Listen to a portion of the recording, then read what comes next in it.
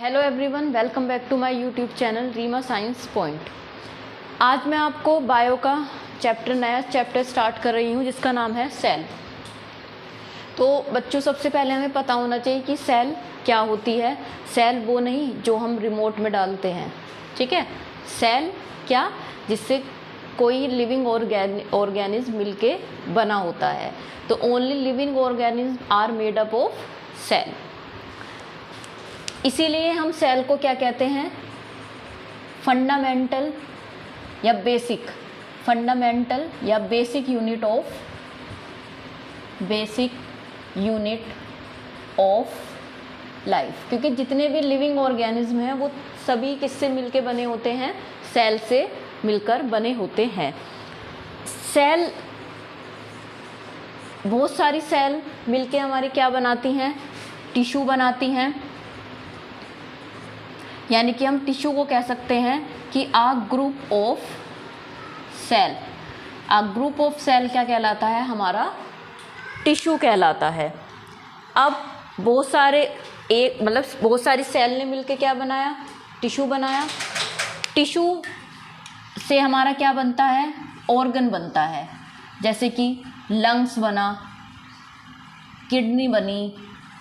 तो इस तरीके से क्या बनता है, एक जो टिश्यू है वो क्या बनाता है, एक specific organ which perform a specific function.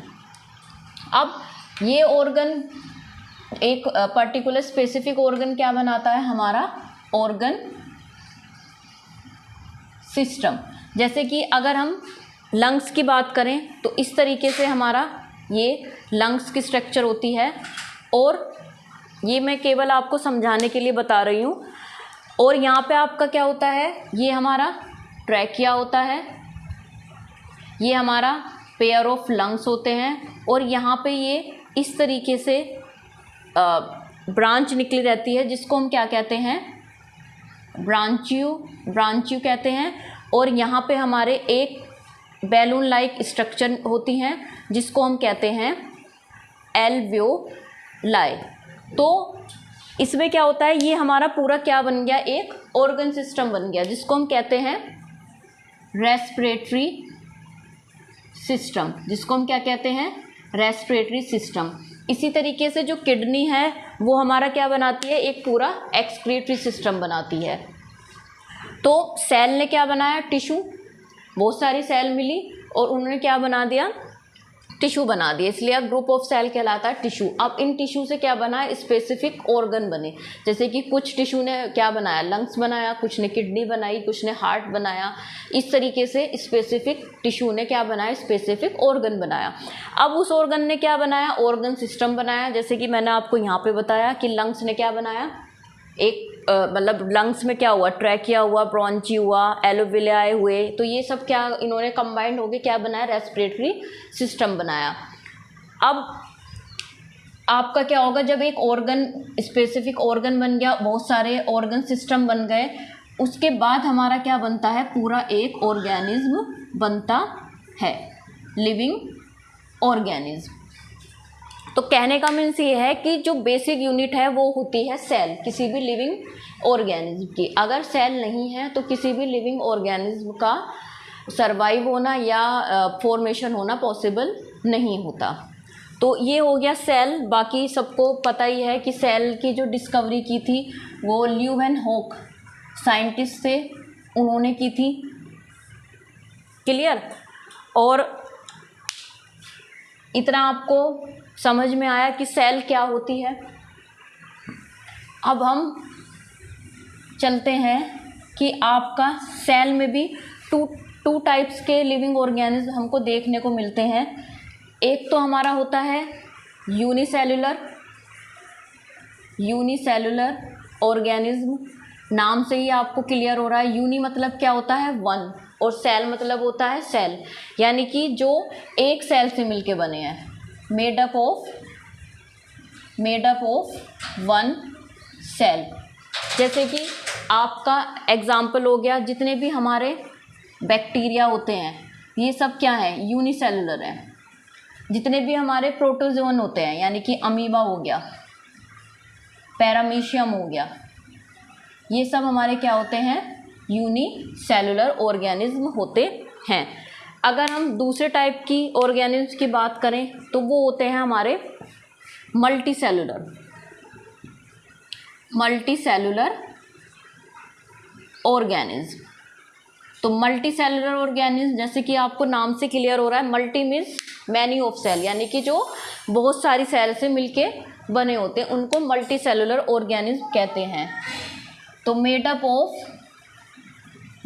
Of more than one cell. इसका एग्जाम्पल आपको पता होना चाहिए, जैसे कि एनिमल सेल हो गई, प्लांट सेल हो गई। तो प्लांट सेल हो गई आपकी, एनिमल सेल हो गई, या ह्यूमन हो गई, ये सब क्या होते हैं, हमारे मल्टी सेलुलर में आते हैं। तो आपको सेल का पता चल गया, सेल क्या होता है, और सेल में भी यूनिसेलुलर और मल्टी सेलुलर ऑर्गेनिज्म क्या होते हैं, ये मैंने आपको बता दिया। अब आपको सेल चैप्टर में ही पता होना चाहिए कि प्रोकैरियोट्स और यूकैरियोट्स क्या होते हैं। देखिए, प्रोकैरियोट्स और यूकैरियोट्स, अगर इनमें हम डिफरेंस देखें तो इसके नाम में ही डेफिनेशन है। प्रो मीन्स होता है प्रिमिटिव, और कैरियोटिक मतलब होता है कैरियोन मीन्स होता है न्यूक्लियस। तो मीन्स इसका फर्स्ट पॉइंट, इसके नाम से इसकी फर्स्ट पॉइंट, इसका जो नाम है उसी से इसका फर्स्ट पॉइंट बन जाएगा कि जिसमें प्रिमिटिव टाइप ऑफ न्यूक्लियस होता है, यानी कि इसमें जो न्यूक्लियस होता है वो नॉट वेल डेवलप।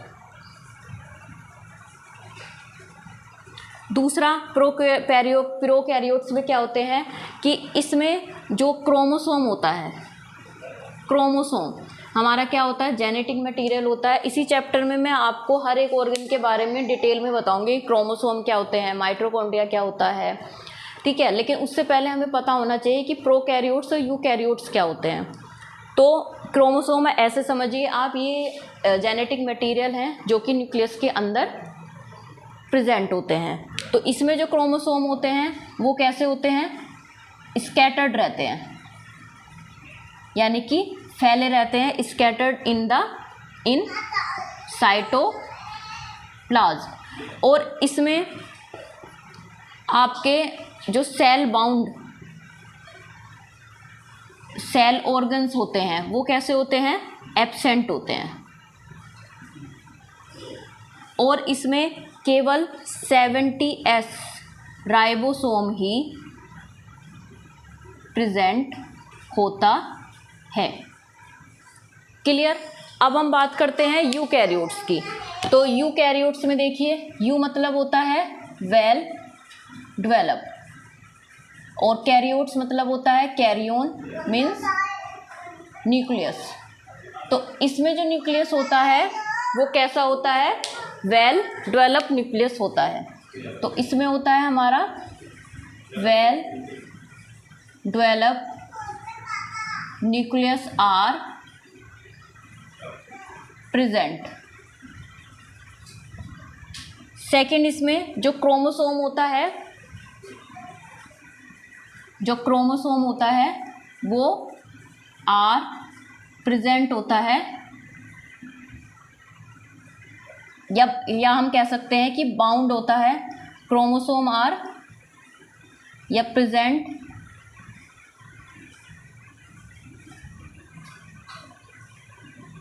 या इसको इस तरीके से लिख सकते हैं कि chromosome are not scattered in cytoplasm. और थर्ड पॉइंट इसमें होगा कि इसमें जितने भी सेल ऑर्गन होते हैं वो क्या होते हैं, प्रेजेंट होते हैं। और इसमें मिलता है हमारा 80S राइबोसोम, इसमें हमारा प्रेजेंट होते हैं। अगर इसके एग्जाम्पल की हम बात करें तो प्रोकैरियोट्स में कौन कौन आते हैं? प्रोकैरियोट्स में हमारा आता है बैक्टीरिया, ठीक है, और यूकैरियोट्स में हमारी आती है plant cell and animal cell. Plant cell और एनिमल सेल में भी डिफरेंस होता है, जो मैं आपको आगे लेक्चर में बताऊंगी। अभी आपको सिर्फ ये पता होना चाहिए कि प्रोकैरियोट्स क्या होते हैं और यूकैरियोट्स क्या होते हैं और इनके एग्जाम्पल क्या होते हैं। तो आई होप आपको मेरा ये लेक्चर समझ में आया होगा। अगर आपको ये पसंद आया तो प्लीज़ चैनल को लाइक एंड सब्सक्राइब कीजिए। Thank you.